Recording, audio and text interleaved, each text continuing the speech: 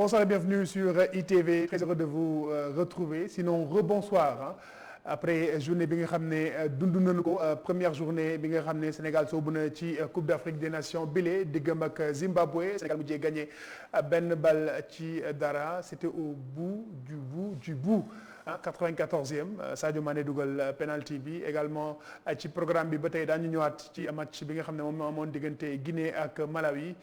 te Guinée gagné ko benn bal ci dara Guinée nekk prochain adversaire bu Sénégal àjjuma 13h lay doon ñetteeli match bi beneen poule bi la Comores ak Gabon gagné ko benn bal ci dara waaye itam Maroc moo gagné moom itam dans les dernières minutes diggam ak Ghana c'était la rencontre donc bi nga xam ne mënoon nañu wax ni ces deux équipes yi nga xam ne ñoom itam dañuy prétendre dem jëli Coupe d'Afrique bi nga xam ne moo am ci Cameroun waaye gannaaw bu mu nuyoo Pape Malick Diaw ak IKF maa ngi ciy ñëw Babacar Ndao daan ko fekk ca Bafoussam mais tout de suite Pape Malick di la fay bu baax di nuyu aussi téléspectateurs ITV comme tous les soirs ñu nar a ànd ak tout au long de la CAN. tey on a eu une journée chargée. Oui, une journée chargée surtout en but il faut le dire. et pleine d'émotion. amuñu benn match bu amul but donc on prend. on prend d'accord IKF. bonsoir. léegi dal nga. waaw c'était tendu mais instant bi dal quoi kii bi wàccaat na ferveur bi. On était tendu mais wàccaat na quoi. On était tendu mais déjà on voit que Guinée gagné na Sénégal gagné na le match en tout cas des coachs a démarré Aliou Cissé waxagul mais Kaba Diawara moom très rapidement laata ñu dem Bafoussam Pape Malick Diaw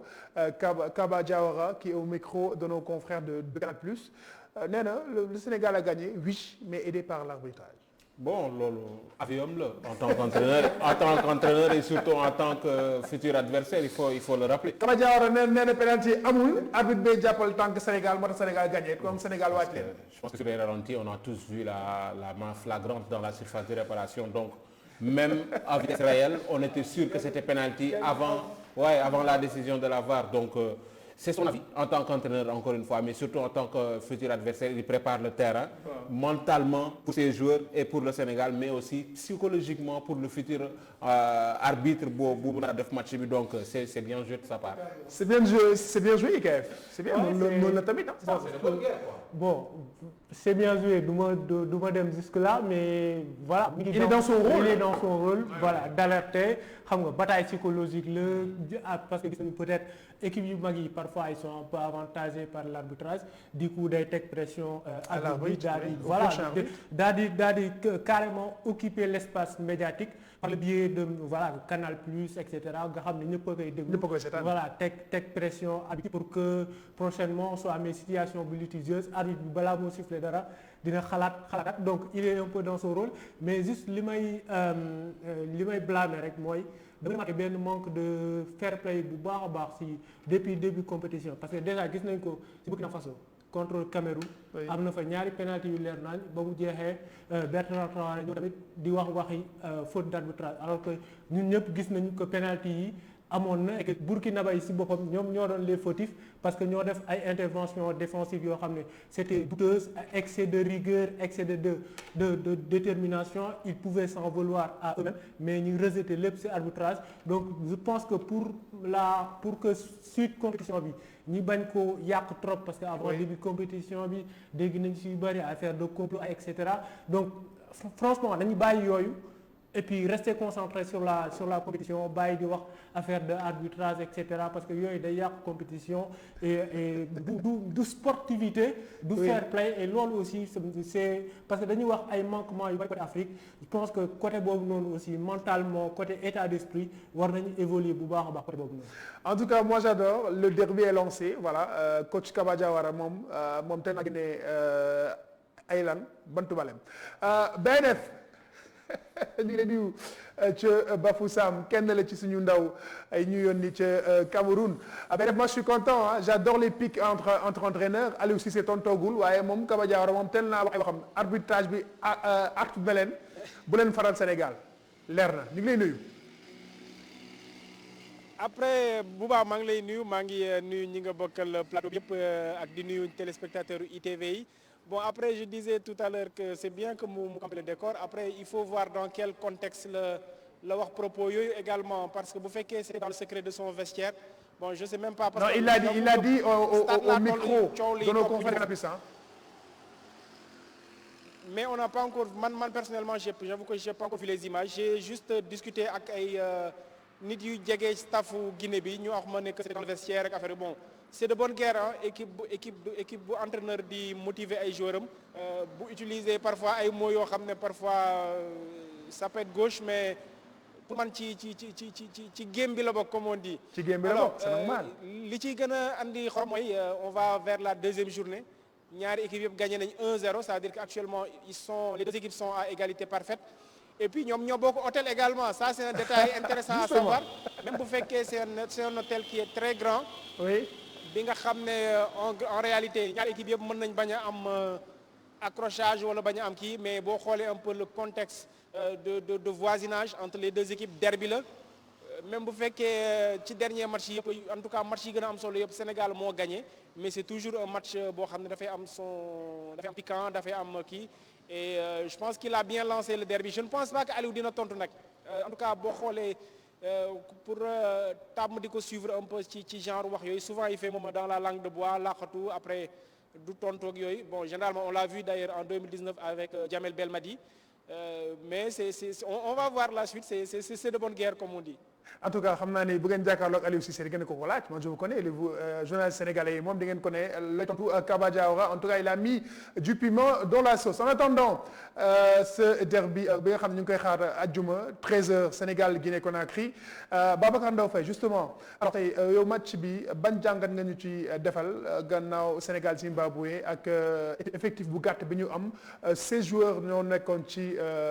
feuille de match bi alors gagné nañ ko yan info nga am pour ñun ban jàngat nga ciy def. jàngat bi si njëkk déjà mooy daanaka difficulté yi moom bettuñu woon xamoon nañ ne difficulté yi dina am parce que contexte bi nga xam ne moom moo andi premier match bi moo koy expliquer un peu benn bi mooy y a eu beaucoup de difficultés ci préparation début CAN bi xam nga coow li fi am yëpp entre dañuy jouer dañ leen di libérer duñu leen libérer kañ lañ leen di libérer. joueurs yi dem ñi nga xam ne ñoo nekkoon en stage ñoom tamit mu am li nga xam ne moom mooy ndogal bi am ci yenn joueurs yi ci bari ci ñoom presque une dizaine ñi nga xam ne Covid moo leen dal coowal Ismaïla Sarr également day ñëw du ñëw yooyu yëpp ça fait beaucoup d'impair et puis nag nga boole ci également équipe bi amul pratiquement préparation parce que bi ñu ñëwee li nga xam ne moom la ñu waroon def Kigali finalement stage boobu dañ ko annulé au dernier moment te stage boobu ci lañ prévoir woon jouer au moins benn match amical contre équipe bii du Rwanda malheureusement mujj ñu ko def ndax xaaju équipe bi pratiquement dañu naroon indisponible jusqu'au 4 loolu également nekk beneen impair beneen jafe-jafe bi nga xam ne moo am également mooy équipe bi yéex na agsi te bi mu accès également dafa nekk wax nañ leen ko fële Tajidor Garden fi ñu nekk ci Bangu benn site boo xam ne c'est à 1400 mètres d'altitude maanaam dafa kawe ba 1400 mètres boo ko jëlee par rapport ak suuf yi en tout cas ci ni mu plawee jëm ci kaw yaa ngi ci 1400 mètres et 1400 mètres tu as pratiquement 1 kilomètre tu as 1 kilomètre 400 te loolu dafay andi ci début bi le temps que ngay acclimaté wu dafay andi ay jafe-jafe ci wàllu noyyi bi ci wàllu dafay gën a métti ça demande beaucoup plus d'effort ci joueurs yi nga xam ne ñu ngi door a ñëw ci semaine bi donc les premiers jours je pense que boo leen dégloo intervention Gana Gueye ci zone mixte bi bokk na ci li nga xam ne abordé na ko comme sujet donc ça veut dire actuellement début bi physiquement on savait que ça allait être très difficile surtout que en face également on a fait face à une équipe sénégalaise boo xam ne ñoom ñëpp bokk na ci équipe yi nga xam ne amul cas de Covid ci début de compétition bi te ñoom ñëpp dañoo teel a ñëw fi nga xam ne mooy Cameroun teel a def li nga xam ne mooy seen stage de préparation donc je pense que sur le plan physique c'était presque prévisible que ñoom ñu am un petit temps d'avance maintenant loolu nag ça n'absout pas un peu li nga xam ne moom mooy difficulté yi ñu am yoo xam ne ça n'a rien à voir avec ça yenn yi mooy ci wàllu jeu bi comme on l'a dit je pense que bokk na ci sujet yi nga xam ne traité woon nañ ko ak seen consultant yi foofu par rapport ak difficulté yi ñu am dans l'entrejeu ci utilisation du ballon bi loolu gisaat nañ ko fi te loolu je pense pas mënuñu ko wekk ci li nga xam ne moom mooy difficulté yi fi am parce que ñi nga xam ne ñoom ñoo nekk au cœur de ça c'est des gens c'est des joueurs yoo xam ne yàgg nañ un peu dans cette équipe là te difficulté yooyu ñu ngi fi ba tey am na yeneen difficulté également ku ci mel ni par exemple Keita Diao Baldé ça fait beaucoup de temps également que ñu koy mu grillé ay joker tey également il a été encore une fois très décevant. Oui. Je pense que Keita Baldé bi ñu doon gis 2017 bi ñu daan dajeek Zimbabwe ci CAN bi foofu. boobu gëj nañ koo gis pratiquement depuis 2017 j'ai l'impression que tey jii c'est un joueur qui ne s'épanouit pas trop ci couloir bi j'ai l'impression que c'est un joueur qui physiquement également dafa am benn faiblesse boo xam ne kenn mënu ko expliquer xaw ma ndax ci ban niveau ban niveau physique la nekk par rapport à ces autres joueurs mais c'est assez flagrant. Oui. Qu'il a beaucoup de difficultés ci course yi ci prise de balle yi ci prise de décision yi ci confiance beeg ci lépp et loolu c'est assez complexe boo nekk ci situation boo xam ne tu as perdu Keita Baldé tu as perdu Krépin Diatta Ismaïla Sarr tu l'as perdu pour au moins pour quelques matchs. Oui. Donc difficulté yooyu bokk na ci li nga xam ne gis nañ ko gisaat ko et naturellement on a un monsieur plus qui s'appelle Sadio Mané boo xam ne tey jii je pense que l'exemple patent bi nga xam ne mën nañ ko jox à tous les sportifs de haut niveau hein. Je pense que dinaa def benn flashback tuuti ci 2019 dafa am benn séquence bu amoon Sadio Mané ratewaat penalty demoon ba Gana di ko saboté ne ko yow dootoo dóora ci penalty suñu penalty moom ci boppam mu ne moom dafay bàyyi penalty yi jël recul boobu gis nañ tey jii que ça a payé parce que c'était évident que dafa préparer waat boppam ci exercice boobu parce que man bokkuma ci ñi d'accord naan penalty hasard la wala chance la ak déedéet c'est un exercice boo xam ne qui se travaille te boo ko travaillé tu as les résultats on a vu Sadio Mané ci année 2021 bi il a marqué 3 buts sur penalty sur les 5 buts yu mu dugal ci 2021 yi c'est assez marquant boo ci boolee bi mu dugal tey ça veut dire que sur ces derniers buts 4 yi ay penalty la alors que en juin 2019 ak juillet 2019 en 1 mois sur 3 penalty mu raté woon ñaar yi et c'est un exercice boo xam ne da ko def nga gis résultats yi alors que en club je trouve que bu defee exercice boobu bu defee travail supplémentaire boobu daf ko def surtout pour équipe nationale Sénégal parce que en club c'est clair que bokkul sax ci on va dire 3 4 peut-être sax 5 tireurs yi nga xam ne Liverpool donc bu ci defee ay liggéey ba ñu mën a gis résultat yi je pense que c'est une marque d'humilité c'est une marque de grand joueur boo xam ne ça devrait servir d'exemple à tous les joueurs pour man c'est peut-être vraiment l'aspect vraiment le truc positif que j'ai voulu retenir sur ce match-là. D'accord Babacar man juste ma lay bàyyi ak Pape Malick Diaw ak IKF yan nouvelle nga am si joueurs sénégalais nga xam ne ñu ngi ici à Diamniadio est-ce qu'ils vont rejoindre le groupe wala yan nouvelle nga ci am parce que itam on a besoin quand même de récupérer des joueurs avant bien sûr le choc de vendredi contre la Guinée-Conakry. waaw ci wàllu boobu dinañ am yeneen joueurs yu ñu récupéré waat coach bi évoqué na ko sans citer de nom mais ci li ñu jàpp je pense que ñi nga xam ne ñoom ñoo nekkoon début regroupement ñi njëkk a testé positif ñi nekkoon ci bilu ñu bàyyi woon Diamniadio foofu en début de semaine équipe di ñëw fii ñooñu lay concerné principalement kii di Nampalys Mendy kii di Bamba Dieng kii di Pape Sarr ñoom ñoo nekk ci situation bu Mame Baba Thiam également Saliou Ciss également mi nga xam ne bokk na mooy titulaire au poste ci couloir gauche de la défense bi donc ñooñu am nañ yaakaar ne fii ak suba wala gannaaw suba au plus tard dinañ quitter fële nga xam ne mooy Diamniadio pour ñëw rejoindre groupe bi étoffer ko un peu xanaa rek di yaakaar un peu am espoir effectivement que ñi fi nekk en tout cas Covid bi épargne leen maintenant ñi nga xam ne ñoom lañ mujjee jàpp ci Covid bi mooy ñoom Edouard Mendy Kalidou Koulibaly ak yooyu peut-être que ñoom seen boss dina gën a jël temps peut-être fii ak fin de semaine mais en tout cas li nga xam ne mooy groupe bi nekkoon Diamniadio ñi nga xam ne ñoom lañ njëkk a détecté le cas Covid ñoom moom am nañ yaakaar suba wala gannaaw suba au plus tard ñu rejoindre groupe bi. Babacar Pape Malick allo Babacar. oui allo. voilà Babacar man ci Sadio Mané laa ñu un petit peu balaa ma lay bàyyi ak IKF. xam naa ni du ñàkk ni tu es au courant de son record désormais le meilleur buteur sénégalais ci Coupe d'Afrique des Nations avec 6 réalisations il dépasse donc Henri Camara ak Mamadou Niang Henri Camara 5 buts Mamadou Niang 4 buts mais est-ce que tey parce que ñu ngi ko bëgg a def un petit peu le leader un petit peu ci li nga xam ne moom moo di équipe bi la attaque bi la en tout cas tey gis nañu yenn action yu mu entreprendre est-ce que tey record boobu mu battre war na mun a tax tey jii nii mu xaw a gën a mun a boot équipe bi comme on l'attend de lui. waaw battre na record u Sadio Bourba battre na record Henri Camara en CAN battre na record Henri Camara en CAN et loolu c'est une performance assez exceptionnelle même bu fekkee également il faut que ñu rappeler également le contexte également parce que Henri Camara toujours record am ci but en sélection dafa am benn particularité mooy amul benn penalty Henri Camara mosul dugal penalty en équipe nationale c'est assez exceptionnel pour un buteur de sa trempe benn penalty la mos a jël contre Togo en 2006 wala 2005 su ma juumul daf ko raté et mais ça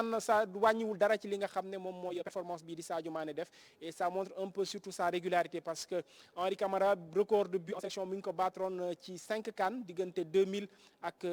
2008 Sadio Mané battre na record bi en 4 CAN parce que sa première CAN mi ngi ko joué 2015 fële ca Mongomo Guinée équatoriale depuis lors 2017 la ci teg 2019 ak bu ren bi muy en 4 CAN mu battre record boobu même bu fekkee am na ci ay pénalty ak yooyu et je pense par rapport ak ki nga xam ne mooy Sadio Mané ak âge am ak perspective yi nekk ci kanamam bien sûr dina yóbbu record bi un peu très haut mais bettu kenn par rapport au niveau bi mu am je pense que c'est lu ñuy xaar la ci moom c'est un joueur d'exception boo xam ne on en a même pas tous les 10 ans du joueur boo xam ne dafay yomba am donc je pense que c'est au niveau de li ñuy xaar ci moom je pense qu'on est même en droit pour ku xam exigence bi mu am ci moom ci boppam ku xam exigence bi mu am ci liggéeyam ak ku xam talent am mën nga am njort ne bien sûr dina tirer un peu le groupe vers le haut te il y a eu beaucoup de difficultés mais ci victoire yu mel nii yu difficile yi ngay construire effectivement sans masquer li nga xam ne moom mooy manquement yi nga xam ne moom mooy am et c'est un joueur qui a cette humilité là pour dem liggéey sànq maa ngi jox exemple penalty yi mais loolu moom du ko nëbb il le répète bu gisee benn détail ci jom boo xoolee carrière u Sadio Mané diggante bi mu nekkee Metz en 3e division jaar Red Bull Salzbourg jaar Southampton jaar Liverpool sur chaque année ak année bi ci topp bu amee difficulté sur un aspect de son jeu da ngay gis ne année bi ci topp am na aspect lu mu ci amélioré waat lu am solo et ça je pense que bokk na ci li nga xam ne mën na tirer un peu ce groupe là vers le haut parce que c'est une rigueur boo xam ne bu muy appliquer boppam d'abord et joueur de sa trempe bu defee loolu di ko appliquer boppam naturellement c'est plus facile après pour ñeneen ñi nekk ci ginnaaw également am exigence boobu pour seen carrière. D'accord IKF. Babacar Ndao Faye IKF. maa ngi lay ziar IKF. delloo ziar juste pour rebondir si li nga doon wax rek c'est tellement vrai que ni Sadio Mané entre Southampton ak Liverpool niveau efficacité bokkul woon soo gisee Liverpool la gënoon nekk di dugal parce que foofu la gënoon def liggéeyaat bu baax après de balle yi mu doon def parce que avant da doon def ay courses da doon am benn vitesse bi capacité de dribble mais daawul woon dugal da doon pêcher ci dernier geste bi et puis aussi son jeu de tête da ngay gis ni à Liverpool travaillé na ko bu baax parce que doon gis nañu dernière saison yi quand même doon na dugal ay buts yu bari de la tête loolu aussi liggéey na ko yaa ngi doon rappeler sànq penalty yi nga xam ne raté woon na ko CAN 2019 mais il faut pas oublier aussi que CAN 2017 face au Cameroun séance de tir au but moom moo raté woon penalty bi du coup force mentale bi nga doon wax loolu aussi da ko say gis capacité à rebondir boobu noonu man question bi ma la doon laaj rek mooy tey gis nañu que ba match bi compliqué Aliou Cissé dafa départ ak 4-2-3-1 mais ba match compliqué dafa ñëw indi beneen système 4-3-3 et on a vu que 4-3-3 boobu noonu sur la fin moo daal di payer est-ce que deuxième match bi gis nga mu di bàyyi carrément 4-2-3-1 bi nga xam ne amal na ko ay succès amal na ko quelques ay certitudes même si am na yu bari yoo xam ne des na est-ce que gis nga mu changer système pour mieux s'adapter aux ressources yi nga xam ne moom la yore entre les mains. L'autre chose mooy CAN 2019 CAN 2017 on a amené beaucoup d'attaquants Moussa Sow Konaté Famara Diédhiou Mbaye Niang Mbaye Diagne etc. et on a li ñuy remarqué mooy ñoom ñëpp si ñaari CAN yooyu benn but lañ dugal bu doon Moussa Sow en 2017 cette année aussi yóbbuwaat nañu 3 voire 4 attaquants yu bees te gis nañu tey difficulté yi nga xam ne attaquants yi am nañ ko que ce soit Boulaye Dia que ce soit Habib Diallo aussi ba mu duggee noo gisee manque d'efficacité boobu noonu nga xam ne depuis 3 4 5 ans mi ngi commencé nekk loo xam ne dafa nekk lu difficile à résoudre. Est-ce que problème attaquant yi la individuellement ou alors est-ce que problème bi c'est un problème plus global c'est-à-dire problème d'animation collective. merci beaucoup IKF maa ngi dinaa jéem a tënk sa ñaari questions yi c'est des questions très intéressantes benn bi ci wàllu jeu bi sur le plan tactique naturellement on l'a vu dafa démarrer ak li nga xam ne moom la def pratiquement daaw enfin je dis daaw mooy année 2021 on a joué 10 matchs ñu ngi commencé am boo leen seetloo début bi y a eu beaucoup de critiques coow li bari ci qualité de jeu équipe bi ba mu defaat un peu ce changement là dellu dem ci 4-2-3-1 bi 4-2-3-1 bi commencé andiwaat ay résultats je pense que premier match bi nga ko joué sax les gens étaient assez satisfaits de façon globale même bu fekkee c'était des adversaires de calibre assez modeste mais ça a donné un peu joxe na un peu li nga xam ne mooy satisfaction loolu nag la maintenir sauf que naturellement souvent ressources yi également moom mooy jox li nga xam ne mooy pertinence animation bi ngay teg et ressources yooyu je pense que animation boobu ça reposait beaucoup plus sur certains joueurs ku mel ni Ismaïla Sarr tey jii il n'est pas là boo xoolee sur les derniers matchs c'est lui qui servait un peu de détonateur ci yenn action offensive yu bari il y a également quelqu'un comme Saliou Ciss ak ki bi nga xam ne ci couloir également couloiram il faisait un peu beaucoup de travail ci jëmale ko ci kanam bu Fodé Ballo-Touré il a peut-être un autre profil et tey jii boo seetloo un peu dans l'animation on a eu beaucoup de difficultés même si Bouna Sarr surtout en premier temps il a été l'une des belles surprises parce que yéegal nañ ko ci kaw pratiquement ci prise de balle yi ci prise de décision yi sur les rares mouvements yi ñu impulsé en attaque moom moo nekkoon un peu avec beaucoup de justesse technique en première mi-temps surtout je pense que c'était surtout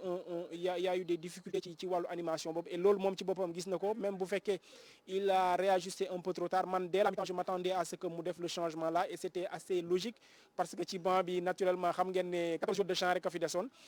ñi nekkoon ci banc bi c'était Pape Gueye ak ki nga xam ne moom mooy Loum Ndiaye ak Moustapha Nam ak Loum Ndiaye ils ont eu quelques jours de retard ci li nga xam ne moom mooy préparation bi parce que ñoom ñëwuñu woon ci ak groupe bi fële ca bi ñuy déparé Diamniadio donc ça veut dire en termes d'avance ci préparation bi Pape Gueye mi nga xam ne il a fait tout le circuit de la préparation il est venu très tôt parce que le Marseille tel na ko libéré donc il avait cette avance là ci en termes de préparation donc c'était presque évident que c'était la seule ressource bi nga xam ne moo mënoon impulser changement boobu ce qu'on a vu mooy bi mu jógee ci 4-2-3-1 bi migré waat ci 4-3-3 bi avec la pointe basse Cheikhou Kouyaté dafa gën a wàcc ci suuf ci benn aspect bi nga xam ne peut-être moom la gën a nekk à l'aise jouer devant la défense où il sert parfois bi nga xam ne bu dee dañoo dominer équipe bi il sert un peu de troisième défenseur central bu nga xam ne équipe bi dafay nekk en avance mu servir un peu de milieu défensif pur et dur et loolu ça a permis à ki nga xam ne mooy Pape Gueye ak Idrissa Gana Gueye ñu avancer un peu plus jëli l'adversaire un peu plus haut je pense que même Gana Gueye parfois c'est même plus évident que moom ci zone boobu lay gën a nekk à l'aise parce que ça lui permet de chercher l'adversaire très haut jouer ci li nga xam ne mooy qualité de pressing am Pape Gueye même bu fekkee il faut le dire également xaw na am quelques lenteurs ci transmission bal yi mais am na beneen qualité également c'est un joueur qui aime aller vers l'avant te dafay yokk un peu li nga xam ne mooy enfin dafay def surnombre ci kaw et d'ailleurs ci surnombre boobu mu créé ci kaw ci la ñu amee l'une des rares occasions ci fin de match bi d'ailleurs bi nga xam ne mooy tiram bi nga xam ne peut-être que ça aurait pu aller au fond des filets ñu détourner ko de la main arbitre siffle penalty au moins on a vu en tout cas en termes de résultats que ça a produit quelque chose d'assez cohérent ci deuxième partie bi maintenant est-ce que ce sera peut-être difficile de juger juste ci minutes yooyu nga xam ne moom la ñu joué ci 4-3-3 bi pour bañ a joxe analyse bu péremptoire ça peut dépendre de plusieurs paramètres niveau physique bi nga xam ne moom la adversaire bi nekkoon wala yeneen paramètres également ak également ressources humaines yi ndax ñeneen ñu ngi ñëwaat comme on l'a dit ñoom Kalidou Koulibaly ak yeneen joueurs yi ñoom Saliou Ciss bu ñu ñëwaatee est-ce que mën nga des ci même disposition bi nga am même pertinence bi ça dépend de beaucoup de choses en tout cas les premières séances yi ñu war a am avant Guinée peut-être que dina si joxe benn indication ci li ñuy joxe par rapport ak ressources humaines yu mu am ci beneen question bi nga xam ne moom nga posé également pour terminer rapidement mooy attaquant yi c'est vrai ça a toujours été une grosse difficulté pour l'équipe nationale Sénégal parce que j'ai l'impression que en fait on leur fait parfois un mauvais procès Mame Biram Diouf doon nañ ko sant liggéey bu métti mais boo amee équipe boo xam ne souvent c'est coupé en deux avant-centre bi il a le rôle le plus ingrat moom mooy daw au pressing daw à gauche et à droite après il n'est pas servi dans les meilleures conditions sur un match deux matchs rapidement dafay douter moom ci boppam après dafay déteindre ci li nga xam ne mooy niveau personnel am bokkul ak li nga xam ne bien sûr am na moom en tant que joueur dina ci am peut-être part de responsabilité mais je pense que c'est surtout une défaillance collective équipe bi ñoom ñoo war a marcher comme machine de sorte que ki nga xam ne moom mooy nekk avant-centre mën a gis boppam parce que plus il y a d'occasion plus il y a de chance pour que moom mi nga xam ne moo nekk ci kaw mu dugal parce que c'est pas rien que diggante 2017 ak léegi si ñetti kaan yi enfin bu ren bi on va dire qu'on a joué qu'un seul match mais en tout cas sur les 2 dernières CAN ak même si les derniers matchs yi nga xam ne moom la kii di Boulaye Dia joué qu'il y ait eu autant ces difficultés là bon après ça peut être également un problème de profil parce que quelqu'un comme Famara Diédhiou on a vu sur les matchs yu mu joué mine de rien même bu fekkee peut-être que amul même facilité technique bi ak déplacement yi que Boulaye Dia mais si type de joueur bi mu nekk il arrive à tirer son épingle du jeu sur certaines situations c'est une équation qui est là qu'il faudra résoudre bien sûr parce que ku bëgg a sori ci tournoi bi moom foog nga am attaquant boo xam ne il est en confiance mën na la génne ci yenn situations yu compliquées en 2019 Bouna Dia on ne cessera pas de le rappeler moo ñu dóor ci premier match bi moo ñu dóor ci deuxième match bi quand c'était vraiment très difficile ci ay situations yoo xam ne c'était pas évident du tout et attaquant de pointe également ci moment yooyu lañ koy xaar. merci beaucoup BNF ñu bàyyi la ba suba incha allah ñu jokkowaat ak yow depuis Bafoussam ñu ngi lay bàyyi nga suivre évolution yi nga xam ne ak liggéey bi du côté Bafoussam des Lions de la Teranga xam naa demain matin moom liggéey bi dina dooraat ndax deuxième match bi ak Guinée Conakry lay doon. waaw deuxième match bi àjjuma la Sénégal Guinée Conakry dernier match bi ñuy joué àjjuma je pense que nit ñi ñàkkul ne ñu ngi koy fàttaliku toujours je pense que c'était en 2006 fële ci Égypte match boo xam ne pratiquement bi du dugg ñu bari ñu ngi woon ci jumaa yi bi également on va jouer un vendredi coow li xam naa dina bari surtout rivalité contexte rivalité beeg yooyu mais ça reste dans le cadre du sport ñaari équipe yoo xam ne ku ci nekk gagné nga sa premier match je pense que ku ci nekk def nga le plus dur parce que normalement boo moytul 3 équipes ñooy génn ci poule yi parce que les meilleurs troisième dañuy génn donc je pense que le plus dur a été fait mu dugg ci compétition bi ak du bon pied li ci des maintenant c'est de continuer à construire sereinement et puis ñu xool un peu lu muy joxe parce que des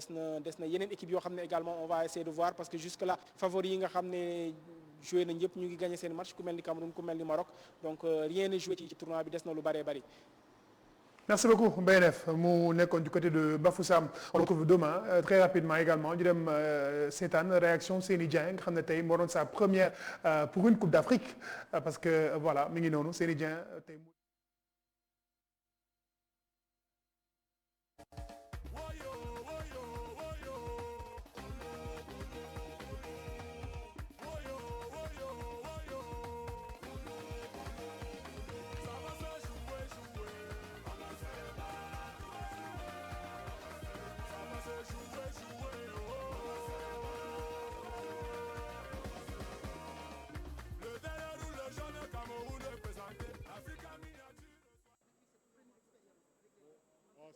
C'était une très belle expérience,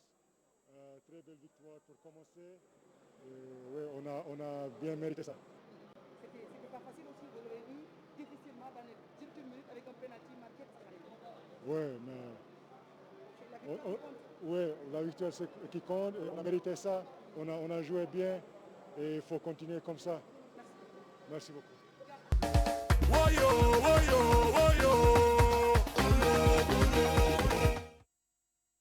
Seny Dieng moom pour une première gagné na victoire donc mi ngi noonu ñu ngi koy féliciter moom itam parce que c'était pas évident nga jouer sa premier match en Coupe d'Afrique nekk un gardien de but dernier rempart nga gagné ko donc voilà félicitations à Seny Dieng à toute l'équipe ñu enchaîné également ak résultat journée yi tey gis nañ ko gannaaw Sénégal Zimbabwe Guinée gagné Malawi benn bal ci dara Maroc également dernière minute Sofiane Boufal dugal but bi donc Maroc moo gagné Ghana match bu mujj bi donc Gabon gagné Comores diggam ak Comores donc avec la révélation l'une des pépites de la sélection gabonaise Boupendza n'est-ce pas IKF. waaw Boupendza dugal bi yu rëy mais nag ci naïveté défensive défense bi nga xam ne c'est waa Comores voilà waa Comores nga xam ne ñoom voilà première compétition du coup dañ doon manquer expérience et puis voilà sur un long ballon mauvais usement de la trajectoire de balle après Boupendza dem dans la profondeur daal di fusiller gardien but bi mais on a quand même vu Comores boo xam ne dañ montré benn visage bu rafet carrément ñi nga xam ne mooy Gabon même deuxième période bi sax ils se sont procuré assuré beaucoup d'occasions, sauf que dañu doon manquer de justesse, dañu doon manquer aussi de précision si nga li yoo xam ne mooy dernière passe yi. Parfois c'est des passes beaucoup trop profondes, parfois des passes yoo xam ne c'était pas trop précises, moo taxoon ils avaient pas clairement des situations yoo xam ne mën nañu ko concrétiser. Mais en tout cas 1-0 ils peuvent avoir des regrets parce que créer nañ fa ay situation de jeu yoo xam ne mënoon nañu quand même tey embêter ki nga xam ne mooy Gabon, et espérer peut-être amoon fa benn 3 points boo xam ne dina leen doon permettre ñu espérer qualifier wu, mais sax bi dina metti trop parce que derrière c'est le Maroc et c'est le Ghana. Pape Malick Diaw dama lay bàyyi Guinée ak Malawi nga résumé ñu ko itam noo gisee la Guinée. On a vu également qui a fait le boulot avec seen buteur bi nga xam ne Sylla, très contesté au sein de la sélection. Quand tu entends des gens dire ouais, il a les pieds carrés, mais l'ancien Toulousain a beaucoup d'expérience. Moom itam il a repris un centre de José Kanté et dugal le but libérateur, comme quoi il a beaucoup d'expérience et il a prouvé. Oui, proprement d'ailleurs. Donc ce qu'il faut retenir, c'est que ñoom aussi ils ont eu du mal malgré tout. En 8-0, ils auraient bien aimé parce que xam nañ ne à 1-0 ils seraient à égalité. La plus grande occasion dès les premières minutes. Ouais, am nañ ñaar sax face à face, am nañ ci ñaar. Donc à 1-0 xamoon nañ ne tolloo et nombre de matchs et nombre de buts ak Sénégal. Ils auraient bien aimé marquer le deuxième, troisième but. Ils ont insisté. Mais Malawi aussi était encore là pour poser des problèmes. C'est juste encore une fois entre guillemets presque pratiquement même physionomie match ko ak Sénégal Zimbabwe. C'était donc ce qu'on parlait ça depuis fin match bi Malawi ak Zimbabwe. ñoom ñaar ñëpp pratiquement ñooy bokk xalaat mooy calcul la ñuy ñëwee quoi. On va essayer de décrocher les points ak gros calibre yi après ñun entre ñu mu ngoog ñoom ñaar seen biir jéem a entre Malawi ak ki nga xam ne moo di Zimbabwe essayer de grignoter quelques points, 2 buts marqués pour jéem a raccrocher li nga xam ne moo di 3e place bi. Bon malheureusement pour ñoom encore une fois ça a pêché. Guinée dóor Malawi 1-0, Sénégal dóor Zimbabwe. Ils peuvent encore aller chercher ces 3 points entre cette 3e place entre ñoom ñaar. Et ça risque de créer des étincelles, quoi qu'il en soit. De manière globale, ce qu'on peut retenir pour le moment, c'est que les grosses écuries ont répondu. Cameroun, difficilement. Ils ont répondu tous, mais difficilement. C'est ça le pire. Cameroun a répondu difficilement. Sénégal, Guinée, Maroc et ak ki nga xam ne ni moom moo di Gabon un petit peu. Bon, on va dire que Maroc a détaché un petit peu. Gis nañu du jeu ci match bi ils ont posé des problèmes. Voilà, tout simplement. Seul le Ghana a fait défaut. Maroc posé le jeu, ils ont failli marquer un 2e voire 3e but, mais malheureusement encore pour ñoom. Beaucoup d'absents. Ouais. Donc ça ajoute un petit peu. Ils se détachent un petit peu des autres équipes quoi, pour le moment. D'accord, on est arrivé au bout de cette émission. Donc xam ngeen que aux Antilles le journal de la CAN mun ñu tëj te itam amuñu une pensée pieuse ñaanal sunu confrère Omar Diarra mi nga xam ni dafa dëddu moom itam def na plusieurs CAN aux côtés de la presse sénégalaise. Omar Diarra donc Pape Malick Diaw ñu koy au nom de la direction générale du groupe E-Media Invest ñu ngi jàllee njabootam mu xippee aljana donc mi ngi noonu mënuñu ko na bañ a tudd ci jotaay bile ça Pape Malick. Oui bien sûr parce que c'est un collègue, c'est un confrère, c'est surtout un ami boo xam ni comme ni nga ko waxee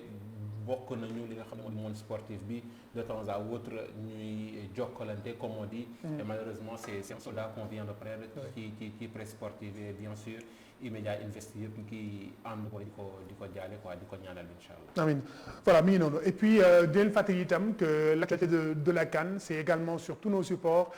ITV, iRadio, eMedia.sn ak caatu kër gi bés bi le jour dès demain également parution bi ngeen ko am ñu lépp loo xam ne rek jëlee nañ ko ca Cameroun suñu ay envoyés spéciaux daan nañ ko jox ni mu gën a yaatoo ci voilà seen magazine seen quotidien bés bi le jour gërëm leen bu baax a baax li moo nekkoon seen magazine